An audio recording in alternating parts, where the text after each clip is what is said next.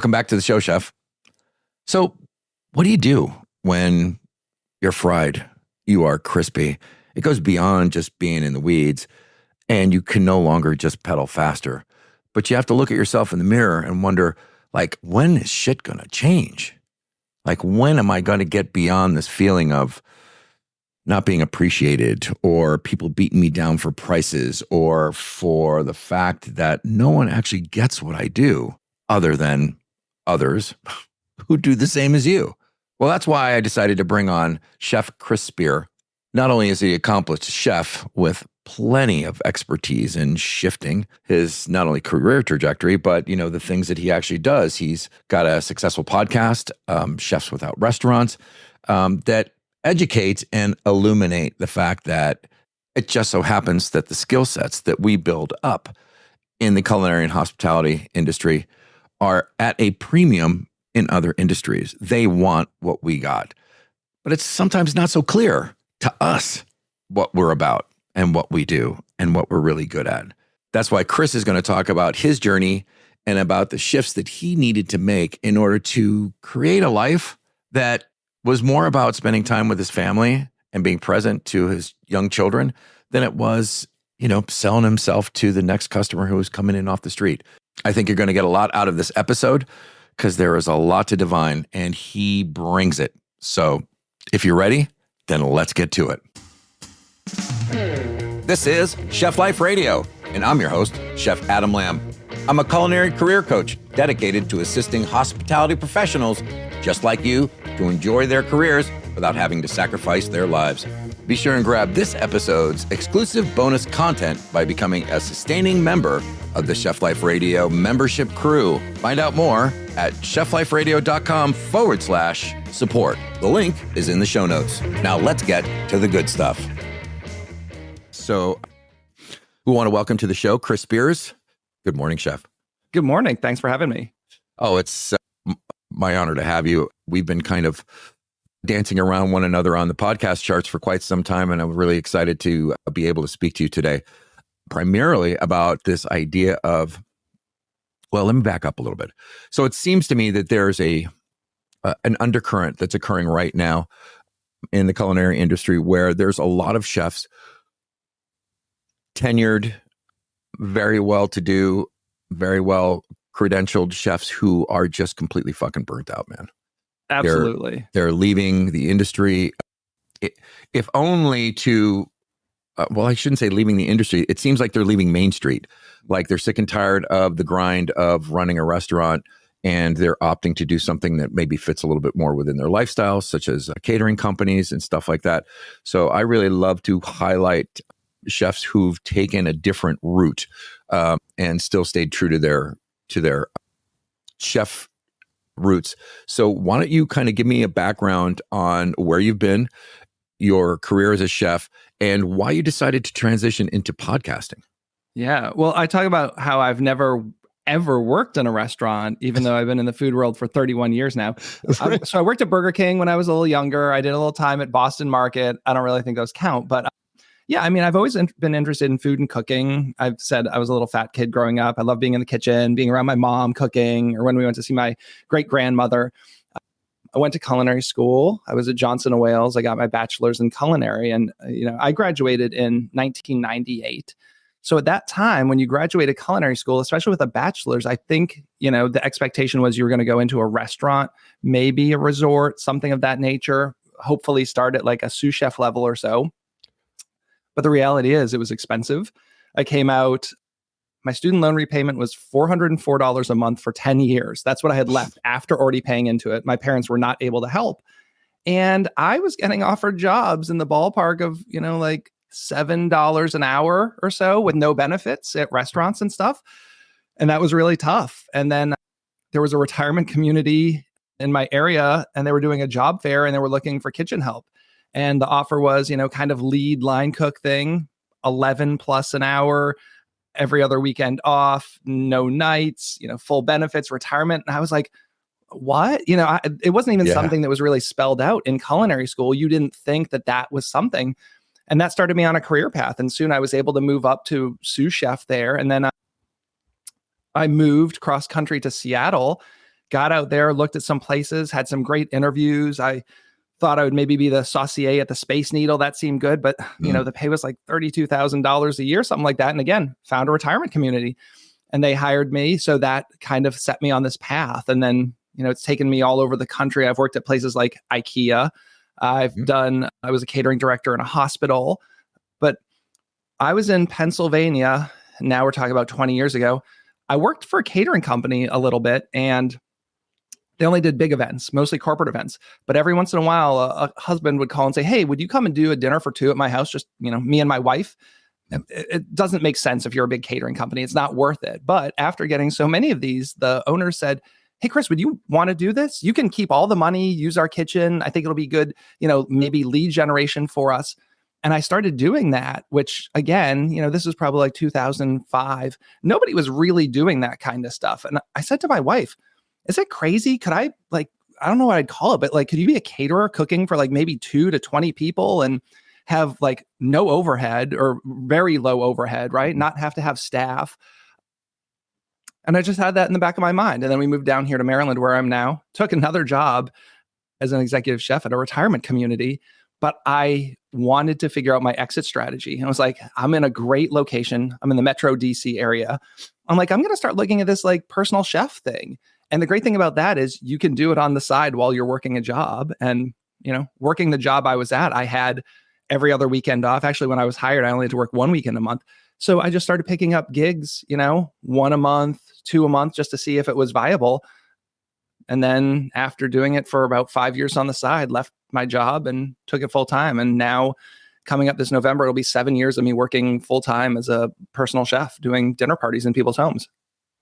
And just as an aside to our listeners, and they've probably heard me say this before, but if you've been brought up or trained, shamed, and conditioned to believe that your only success is going to come through your personal perseverance and the realization of your personal vision of cuisine on Main Street in a restaurant, then you need to take a step back, because inevitably that is going to require you giving up quite a bit of your personal life, of your personal relationships.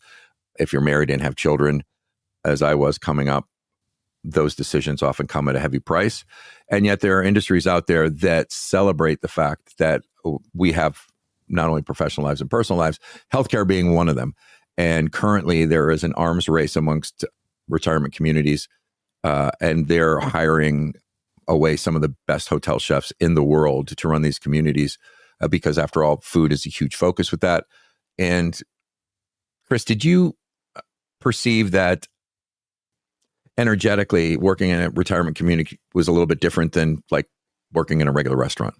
Yeah, a little bit. I mean, it depends on where you work. So the last place I was at, I was there for 10 years and we had 750 residents and we had 4 distinct dining venues on campus. Mm-hmm. So it was crazy. It was more like being a hotel chef where you're doing, you maybe have a restaurant, but also doing banquet and catering, but then times 2.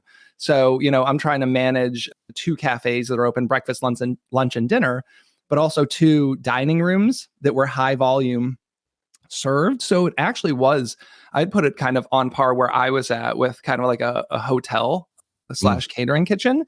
But, I didn't see why we couldn't be doing the best stuff there. Yes, there are nursing homes, but we're talking about people who are retiring at 65, who are, taking world cruises and going to Vietnam and are interested in global cuisine. So I built a program and it took a good few years to get on its feet. But I mean, we had a vac machine, we had a circulator there. Mm-hmm. I had a whole butchering kit, including bone saws. And we were, breaking down heritage breed pigs, cooking pig's head, doing head to tail dinners. I built a cocktail program there. We were making vinegars in the back. I had a cage of ferments that we were doing. You can do interesting stuff. Right. It depends on your GM and, kind of obviously the customers. But I felt if I could build a program that people would want to come to, then it will just progressively get better, right? Because I wanted to get some young people in and say, yes, not only do we have the benefits of better pay, better benefits, but you're going to be able to learn stuff here that you could, that's on par with some of the best restaurants out there. And I think I did that. And what kind of changes did you have to make psychologically or emotionally once you shifted from that 10 years to now I'm going to start running down some catering business? And there's certain business cycles within the year. Sometimes it's either feast or famine. So how did you manage that change? I think the big thing is the marketing and and customer acquisition, which is the scariest thing. I'm even going through it right now. 7 years in, this past month and a half was lean, and you're like, I need to get a little scrappy. I maybe need to do some guerrilla marketing, like hit the streets a little more, because you can get complacent. Right. The customers are coming in, and I was at a point where I was turning down customers because I was so busy. And then all of a sudden it drops off and you're like, oh, wow, I've had 2 months where like, I don't have business. Like, do I need to go back and get a real job, or what do I do to figure this out? Like, you always have to be ahead of it. And I think that's one of the things too, is you can't rest at all. There's no, with a restaurant, you're on a street. So even if you have slow times, like people are going to walk past you, they're going to see that you have a restaurant and hopefully stop in. I don't have a business like that. Mm-hmm. And figuring out market fit. I'm not a caterer. I'm not doing a 200-person wedding. I don't go to catering expos and stuff like that, but I'm also not a restaurant. So trying to explain what it is I do to people, I have lots of friends or acquaintances, and they say, yeah, someday, when I win the lottery, I'll hire you. And I think there's still the perception of that. It's like, my dinner started $100 a head. It's what's on par with going to a nice restaurant, but it's not like you need to be a millionaire to have me come cook for you. I mean, I can easily drop $100 at any restaurant. So for me, the big shift was like, one, I do everything. I have no one I have an accountant do my taxes at the end of the year, but besides that, I don't have helpers. I don't have marketing. I don't have anyone doing social media. I don't have anyone ever helping me like cook, like get it going. So being a one-man show, being comfortable with that, learning what your weaknesses are and learning how to improve in those areas. And one of the benefits of my job is I get to talk to a lot of chefs from all different markets and all different market segments. And one of the things that seemed to pop out at me quite a bit was this idea of the folks who decided to take a similar tack like you, create their own personal catering business, whether that's small or large.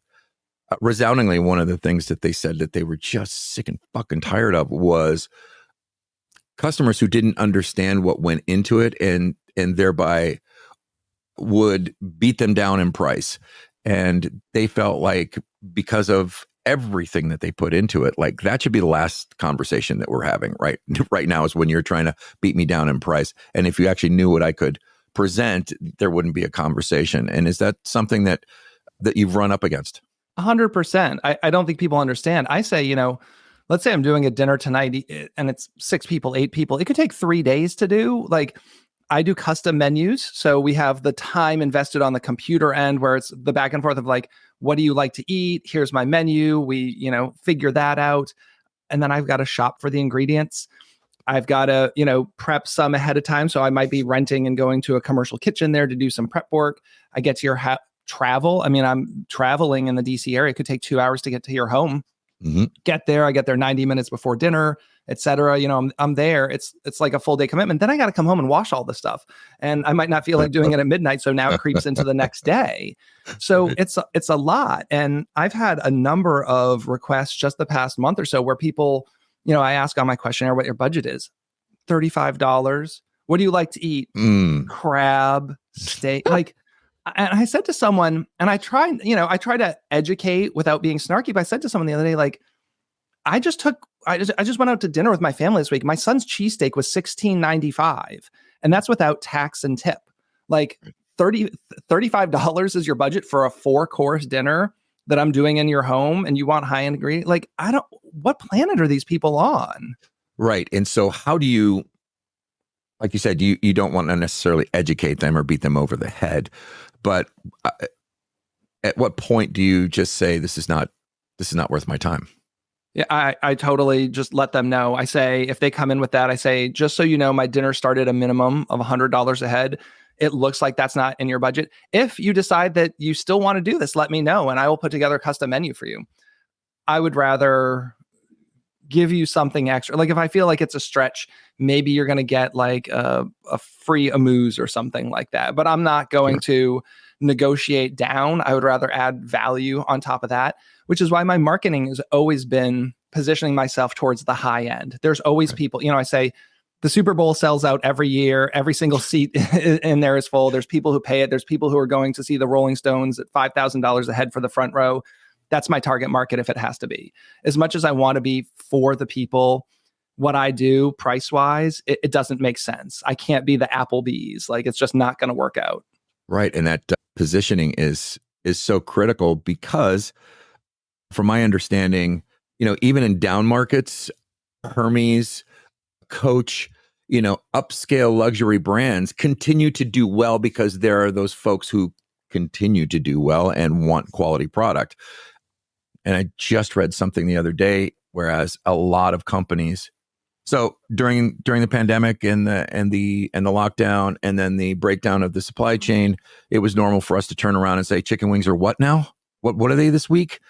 And yet now that commodity prices are dropping, and if anybody is not looking at weekly and monthly commodity pricing or futures, they definitely should do that. It's a great way to pre-plan a menu when you're perceptively a season away or a quarter away. None of these companies seem to want to bring down their pricing, right? Yeah. Now Right. They're like, okay, we're going to get ours back. And the power of the purse is such that, the only real choice that we have is either to buy it or not buy it. So how are you dealing with rising costs? Yeah. So I've had to look at, I don't want to cut the quality of the ingredients I'm putting in, but it means doing more with less with some things. Like I used to use a lot of crab, especially because I'm here in Maryland. The crab is coming off the menu except for center of the plate, unless you want that to be an upsell. Like I used to have starters where there would be a crab salad on a crostini. Now it's the exact same thing, but it's a shrimp salad. And people love it because I can get shrimp, even really good wild Gulf shrimp. And then I just cook them, chop them up and make it, it's like a mayonnaise fennel kind of thing. I can still give a high quality thing, nice presentation, but taking some of those ingredients out, looking at the cuts of beef, and not getting into, first of all, I never love selling filet, which is what people always say they want. That's one of those catering-ish things, which is the most expensive cut of meat. And it's like, how do we get away from that? And I think, I'm big on a short rib, and short ribs are not inexpensive anymore. I've seen them go from about $8.99 a pound to $11, $12.99 a pound just in the past year and a half, but it's still much less than ribeyes, strip steaks, things of that nature. How can I still give you a really nice cut of meat with a good presentation? So again, not really having to change my menu pricing that much, but just kind of looking at what I'm doing and can I do more with less? Yeah. That's a fantastic way to look at it. Now, it seems to me, or perhaps to anybody who's not necessarily as well versed about the ins and outs of running your own catering business, it seems to me that, gosh, man, that's a lot, dude. I mean, you're marketing yourself, you're positioning yourself, you're taking care of sales, you're booking by yourself, you're sourcing product, you're prepping it, you're arriving 90 minutes before. You have no help to do that. Is it too much? Yes. No, like you figure things out. So like for my booking process alone, is there anything that can be streamlined? So like I have a questionnaire for my customers, and I used to have people email me and say they're interested. Then I would have to email them this document and back and forth. And now it's a page on my website. And when you get to the About Me page where my contact info is, it says, if you're interested in having a dinner, this is the first place to start. Click here. And people fill out the information online. And then I get that questionnaire before I even have to talk to them. Just things like that. Is there some way you can use automation to do that? Having template responses. I mean, yes, you want to come off as personal, but I have all these template emails for like, yes, I'm interested. No, I'm not. And I can just go through really quickly, a follow-up thank you kind of thing. I used to follow up with thank yous to try and get reviews after dinner and saying, hey, that was great. Can you click here? Now I come to someone's house and I have a thank you card, but I also have a nice sheet of paper with a QR code and say, hey, I really appreciate you being, having me here. I would love a review if you're interested. Here's a sheet with my info. There's a QR code. If you just scan that, it goes right to my website and you can leave a review. Take one more email out of the mix. Like anything like that you can do to speed up your flow. I switched to using Instacart for a lot of my groceries. And I was really skeptical at first because it was like, what's the quality? Who's the people, picking this? But if you're at a restaurant, it's the same thing with Cisco, right? Like you order, Right. or your produce company, you order a case of corn, it comes in, it looks like garbage. That sucks, but you get a credit, you send it back, and you're gonna have to get more. When the pandemic started, one, I wasn't going into grocery stores, or I wanted to go as little as possible. And I just said, that's a cost of doing business. And if it's going to cost me 3% more to save, 2 to 3 hours a day, that's what I'm going to do. Sure. And I think you just have to make those concessions. I think a lot of us are hard-headed. It's like these people are like, oh, I go to every farm, and like, okay, that sounds great, but I'm not driving to like 8 different farms to get all my stuff. Like I'll go to the farmer's market and try and do one-stop shopping for that kind of stuff. But the reality is I still need to buy Heinz ketchup and things like that at the grocery store. And so I usually go in and pick my proteins. Like I'll do an order and they'll come out to my car with all my boxed groceries. And then maybe I'll park and go in and pick my salmon or whatever, my short ribs. But anything you can do, like running a kitchen, you look at workflows, you watch your employees. How many times are they going to a walk-in for something? Well, that means that thing should actually be in a lowboy or something. Right. So ruthlessly analyzing your flow. And I think solopreneurs like me don't always do that. So it was just thinking about like, what am I doing over and over again? What is a waste of my time? What do I have to, if anything, pay for to fix? But yeah, I mean, there are days where you're like, man, I'm still making less than I was making 7 years ago when I left a job. Should I just throw in the towel and go back to working somewhere? But the reality is the work-life balance is so much better. The stress, I mean, I was having physical stress that was associated with, or physical ailments that was attributed to stress of the job I was at. And, where I was on like medicines and having panic attacks at work, like I don't have that anymore. I have stressful days. But to me, I wouldn't trade, any of that. So I'd rather just be at home and hustle, trying to get more business than to go back into one of those pressure cooker kitchens. Congratulations, man. And then to complicate things even further, you decide, oh, I'm going to do a podcast. Sure. So I didn't jump right to that. So the interesting thing is when you start a successful business, once you get some success, everyone wants to know the secret, right? So everyone wants to buy you a coffee or a beer. Hey man, I want to get out of my restaurant. How do I start a personal chef business? Let's go out for coffee. And I like people and we do that. And after a while, I was like, this is not a good use of my time. We have the internet. Why don't we build a community online? But I've always loved it. The idea of people, when I worked in a retirement community, I was a chef, not in a restaurant. And it extends to food truckers and cottage bakers and all kinds of things like that. But I thought, let's build a Facebook group and we can share best resources there. So I don't have to tell you. Someone can come and say, what's the first step to starting a food truck? And you can have, potentially 5-10 people answer that question. For me, a big component of that was gig sharing. I was getting a lot of job leads off of Thumbtack, which is expensive. But then I found myself, I'd have a party on Friday and someone would want to hire me and I was already booked. It's like, man, I've got all these other friends who are now doing this. How can I share the lead? So again, it was a place where I could just post up to a community and say, hey, I've got a hot lead. These people want a book. This is $1,000 gig. Who wants it? And I thought it was going to be literally like 8 people I knew here locally. I posted about it on my private Facebook, but I'm friends with someone who's a writer at the Washington City paper. And she DM'd me that day and said, ooh, can I talk to you tomorrow? Because I would love for this to be an article in the DC City paper on Friday. So we're talking, I mean, the logo was like the website's under construction. It's, a non-existent logo. And the article runs and I had like 200 people join the community that weekend when I didn't even know what it was because I was expecting it was 4 people I knew. So we did that for like 2 years, which was great. And part of Chefs Without Restaurants is getting help when you need it. So, I had parties, they're creeping now into 10, 15. And I would go in the Facebook group and say, who wants to work with me? I'll pay you $200 for 4 hours. It's a dinner in DC. And I started having friends help. And one night a friend helped me and we were driving back from DC. And he said, why isn't this a podcast? And the response was like, because I'm not a podcaster. Like I'm not in media. I do some blogging. I'm a self-identified introvert. And he said, well, I'll help you with it. We could do this together. It was my buddy, Andrew. He has a food truck called Pizza Llama here in Frederick. And we started talking about that. So we started this podcast in November 2019. And Andrew was really the lead. I was more the tech guy. I bought all the stuff too. So it's, I took care of all the post-processing and everything. I would interject some questions. I would give him some questions ahead of time, but he was only with me until COVID because, so we went from November 2019 to March 2020. COVID happened. And he said, business is down. I've got to lay some people off from my truck. I think I'm going to do everything myself. I don't have time for this podcast. We were actually doing it all in person at the time. There was a local brewery that was hosting us. We were not comfortable doing in person. So I said, you know what? I think I'm going to take this thing, and run with it, because then my business kind of dipped for a while. I said, I'm going to have way more time than I know what to do with. I kind of like this. And then for me, it was like, oh, now it's remote. I can talk to people all over the world. It's not just a DC area thing. I had never been on Zoom yet. Nobody was Zooming, quite at the beginning of March 2020.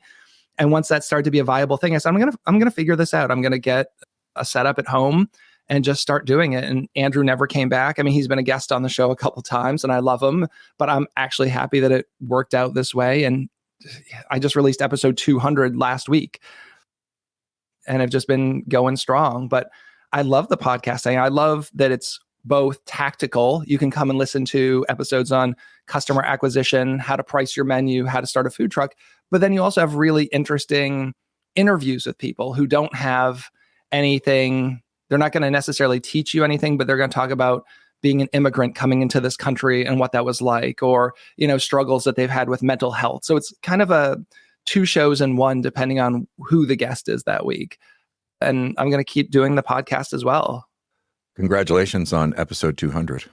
It's big. I try not to put too much stock in numbers and metrics and stuff, and you can get bogged down with that. But you do like to celebrate those wins and say, wow, that's a lot. When you look at the downloads and you're like, creeping up on 150,000 downloads. And, for some people, that's not a lot because they're up in the big numbers. But I think you have to stop and reflect and say, that's a lot of people who've listened to something you've talked. I was listening to a podcast the other day. I don't know if it was Gary Vee or Alex Hormozy or someone who said, it's like followers on Instagram. If you have 400, you feel kind of bad because you're like, that's not a lot of people. Like everyone has these big audiences. He said, but if you were doing a live talk and 400 people came to show up and just to hear what you had to say, you'd be like, wow, this place is packed. I crammed 400 people in this room to hear me talk.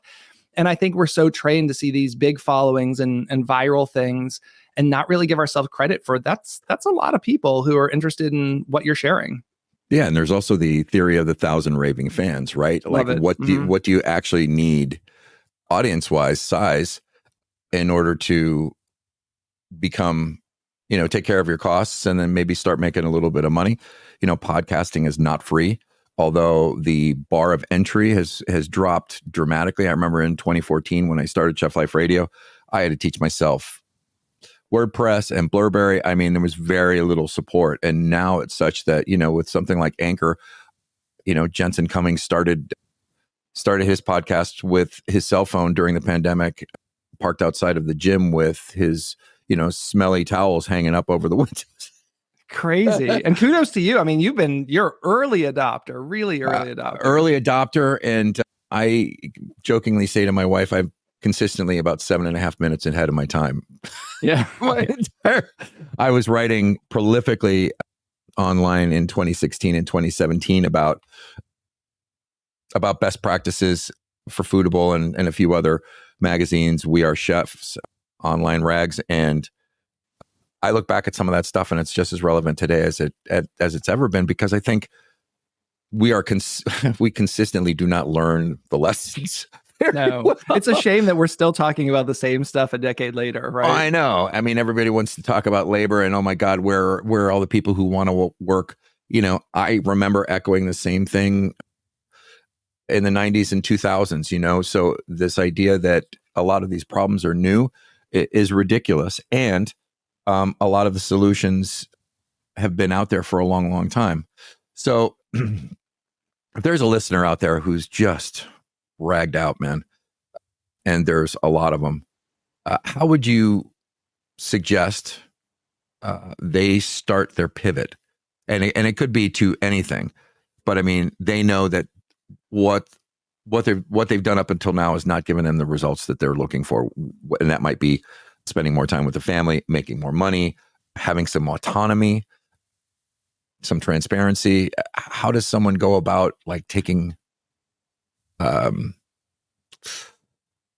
sitting down and taking a look at their life and saying, something's got to change, man. And how the hell do I change it? Yeah. Well, I'd say if you're looking to do something different, see if you can start it on the side first. Like with my business, being a personal chef is a very easy side gig. A lot of people have lucratively done it for a number of years because the way it operates is like, I actually don't have to register with the Department of Health or anything like that because I'm cooking in people's homes.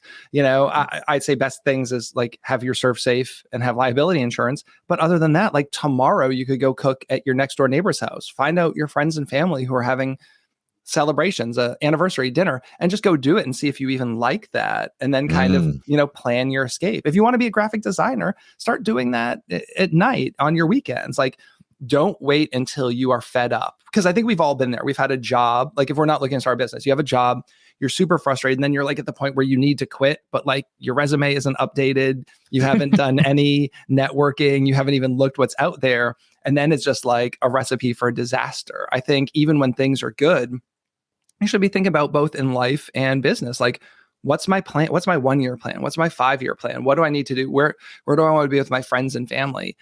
For me, it was like, also getting the stress under control. Again, like it was not a good situation I was in. As much as I enjoyed my job for a lot of things, there were a lot of things that were not good. It was kind of a toxic workplace. And I was kind of in a tough spot because I was like a middle manager. And people say, well, you're executive chef. You were the middle manager. It's like, yes, because I had a GM and I had a district manager and we were an account where I had a client. And, so I was like 5 rungs down. So I wasn't necessarily always in the inner circle. But then I also have, subordinates, chef de cuisine, sous chefs, line cooks, et cetera, who don't necessarily always trust me because I'm the guy who has to enforce some of the policies from above. And that's a tough spot to be in. And I empathize for anyone who's kind of in that position. But for me, it was just setting boundaries. It was like deciding that there were toxic people at work, and every day at lunch, I hated sitting around them and just eating my lunch outside, for me. And people are like, well, that's so weird and antisocial. I said, well, I can sit here and listen to you talk nonsense and make racist comments and whatever, or I can just sit outside in the woods because we were on like a kind of in like farmland. It's like, I would just rather every day do that. Doing guided meditation in my car before I went in every day, just for 10 minutes. I've got the Calm app and just sit in my car and close my eyes and listen to it and just kind of like center myself. And I know that's not for everyone, but doing that kind of stuff really changed my life. And then finding activities outside of work, I think is super important. I talk to people about this all the time. So many of us culinarians love it and they live it, hashtag chef life, whatever, hashtag true cooks. And then they have nothing. And you saw so much of that with the pandemic when people were then out of work and it was like they didn't know what to do. I have so many loves in life and so many things that I enjoy doing and making sure I carve out the time for that. And I think you have to set boundaries. These places, if you're an employee somewhere, they don't own you. And I think a lot of times you feel like you're being owned by them. And I'll say, I was working a ton of hours and before I had kids, it wasn't great for my wife, but I was like super accommodating. Saturday they'd call me. It's like, oh, someone called out. You're this chef. You have to be here. And you're like, yep. And then my mom died. Both my parents died in a year and they lived in Massachusetts. I spent a lot of the time traveling to, see my mom on her deathbed and take care of their stuff. I regretted the time that I didn't spend more time, that I felt like I couldn't be up there as long as I was. So, and then I come back and I caught some shit for being away so long from my job, whatever. So then a couple of years later, I have kids, I have twins, and I made a promise to myself and my wife that it was not going to be the same with my parents. I was not going to miss my children growing up. I was not going to miss those things. So I'm scheduled to work, this week. I'm off this weekend. And then they say, we need you to come on the weekend. I'm sorry, I can't do it. I've got something, like I'm already putting in 70 hours this week. I can't, because I knew they weren't going to fire me and they didn't have the ground to stand on. At that point, it wasn't that I gave up. There's a lot of talk about this, what is the quiet quitting or whatever. It wasn't like quiet quitting, if you've seen those articles this year. But I do feel like you get to the point where you say, listen, I'm here all the time. When I'm here, it's go. But there's boundaries. I am not going to answer my phone from my boss every time that I'm home. And just doing that. And it was what it was. And then I said, like, what's my exit plan? I got to get out of here. So, I think you got to take care of yourself, whatever it is, whether it's going to the gym, whether it's spending time with your family, whether it's, painting in your off time, just have something, and you can still love food. Cook at home, cook with your family, cook with your kids, but setting boundaries. I wish I'd set boundaries earlier on, because we learned so much about like, this is the chef life, right? Like my dad even told me when I was going to culinary school, you realize you're going to work every night and every weekend, and you're not going to see people. Like, that's what I was told at 18 years old. And then it's expected. I did not go to my grandfather's funeral because I was in culinary school, and at Johnson & Wales, every day you miss from lab, you lose 7 or 9 points off your grade. So you're starting with a 91 or a 93 or something like that.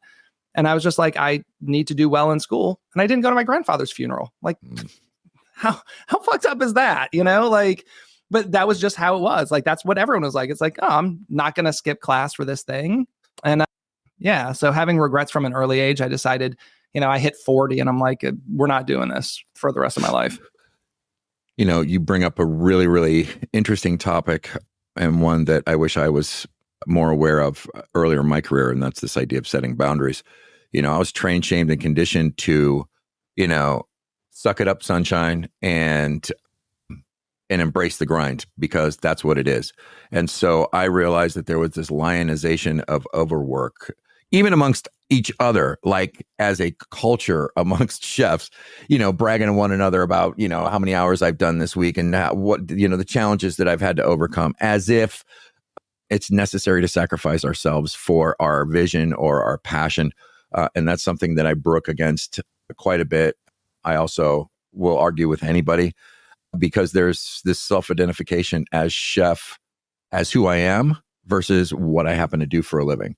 And you bring up some great points of missing some critically important milestones in your life that anybody in any other industry would have okay, bereavement leave, 10 days. See you later, man. Take care of that. And so this idea of creating boundaries. And I think since the millennials started entering the workforce and the Gen Zers, this has become more and more prominent, and has pissed a lot of old timers off, because they're like, well, fuck, I didn't get that.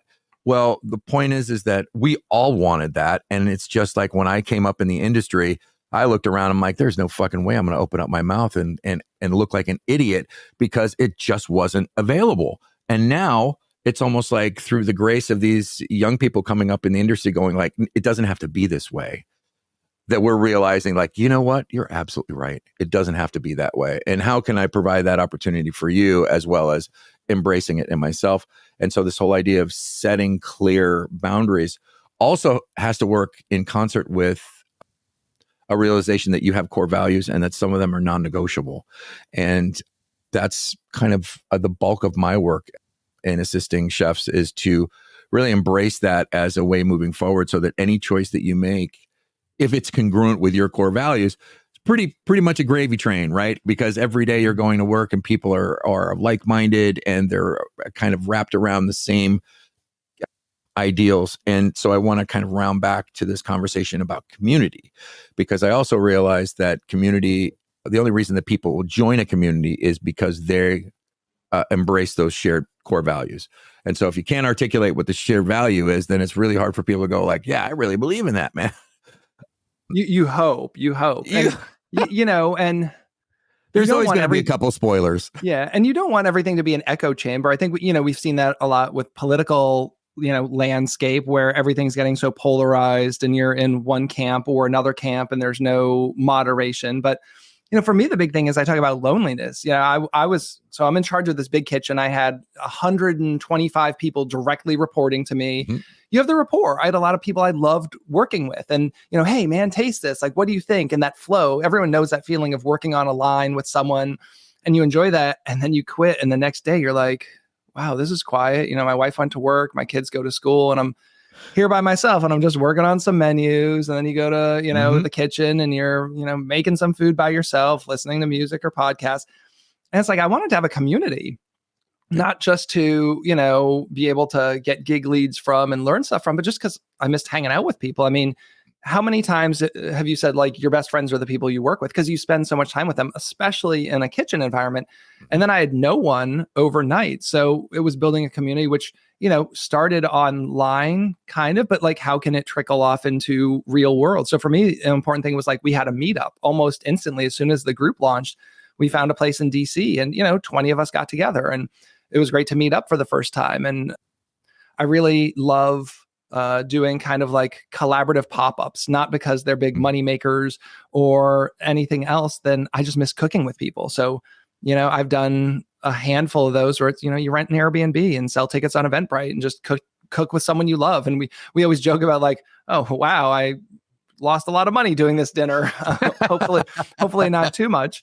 But, just because it's fun, but having people that you like and share ideas with, it's tough. I've got this Facebook community and I have to moderate everything before it posts. I don't let everyone just post everything. It takes a little more time, but things have gotten a little out of control as a community grows, because that's the hard thing. Again, I started super locally. I knew almost everyone personally, or they were 1 degree removed. And now I just have random people all over the world wanting to join a Facebook group. And then they come in and they start spamming their business or dropping weird comments. But sometimes there are disagreements where I'll let it go a little bit. Let's see where this goes. Like, that's not my feeling. I don't want to be the one dictating what everyone's allowed to see. And that's where it gets into a gray area. It's like, okay, we have 2 members who are at odds here, and then other people are jumping in to take sides, and I'll let it see. And then at some point I might say, okay, that's your one warning. And then I'll have to shut comments off on it, Right. So, I think all in all, it's been a good community. I love that idea of allowing some space for contrarian conversation, because I know that there are some Facebook groups for chefs that are incredibly polarized. And, you get in there, and whether the overarching thing is just to talk shit about everybody else in the industry and post these fucked up memes, that's not part of any organization or community I want to be in, because there's all kinds of reasons, man, to feel shitty about our situations. But ultimately, that's being a victim of our circumstance. And I know, personally speaking, that nothing ever changed in my life until I shifted that one particular thought, and that what's happening in my life today is a sum total of my thoughts, feelings, and actions over the last 3 or 4 days. And so if I want something different to show up tomorrow, then that means I actually have to change where I'm at right now, regardless of outside circumstance, that reflects back this new reality that I want to bring into life. And anybody who's into meditation, Chris, I'm sure that you get this, that like in the moment is where everything changes for us moving forward.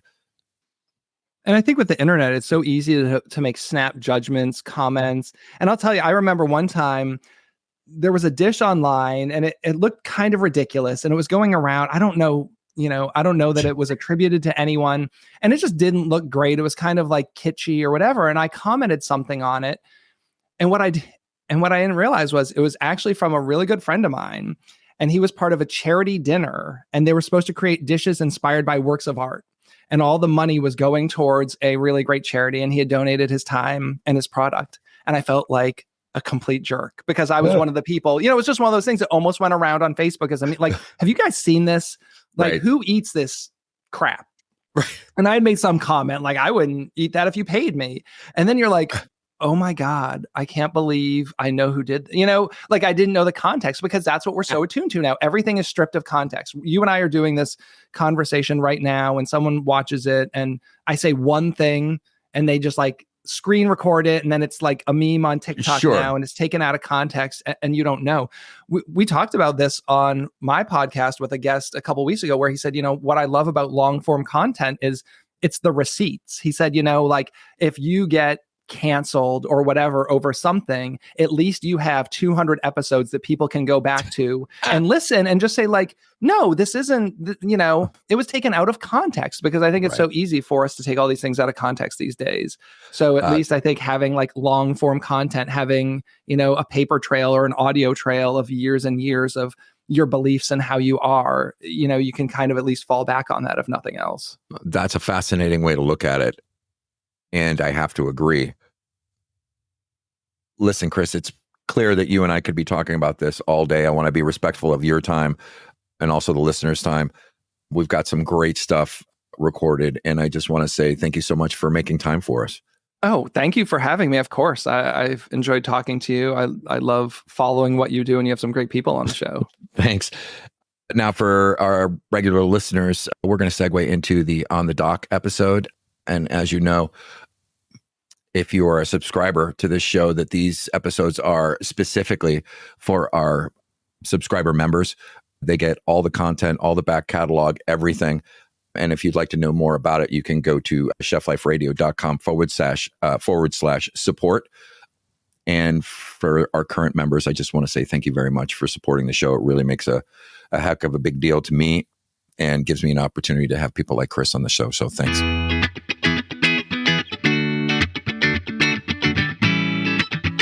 That's it for this episode of Chef Life Radio. If you enjoyed the episode and you want to hear more, then you're going to want to head over to chefliferadio.com / support to find out more about becoming a Chef Life Radio crew sustaining member and have access to On the Dock episodes, our full back catalog, and many more perks. Again, find out more at chefliferadio.com / support. And the link is in the show notes. Here at Chef Life Radio, we believe that working in a kitchen should be demanding. It just shouldn't have to be demeaning. It should be hard, it just doesn't have to be harsh. We believe that it's possible to have more solidarity and less suck-it-up sunshine, more compassion, less cutthroat island. We believe in more partnership and less put up or shut up, more family and less fuck you. Stand tall and frosty, brothers and sisters, but consider for a moment, for all the blood, sweat, and effort you put into what you do, at the end of the day, it's just some stuff on a plate. None of it really matters. It doesn't define you as a person or make you any more special or less than anyone else. It's just the dance that we're engaged in, so we might as well laugh and enjoy every bit of it. Or didn't you know that the purpose of your life should be to enjoy it? Like it, Hefe. I fucking love it. I'm humble. Goddamn Glory Foxwell don't live on now. Reach out to the show at facebook.com / Chef Life Radio, Twitter at Chef Life Radio, Instagram at Chef Life Radio. Visit the website at chefliferadio.com. Subscribe to the podcast at any of the major podcast directories. Please take a moment and give us a thumbs up and write a review. It really does help spread the news. Thanks for listening. Until the next episode, be well and do good. This episode was produced by me, Adam Lamb. It was recorded in the Basement Bunker studio in Bartow, North Carolina. Co-produced by Thomas Stephenson of podlike.com. Chef Life Radio is a production of Realignment Media.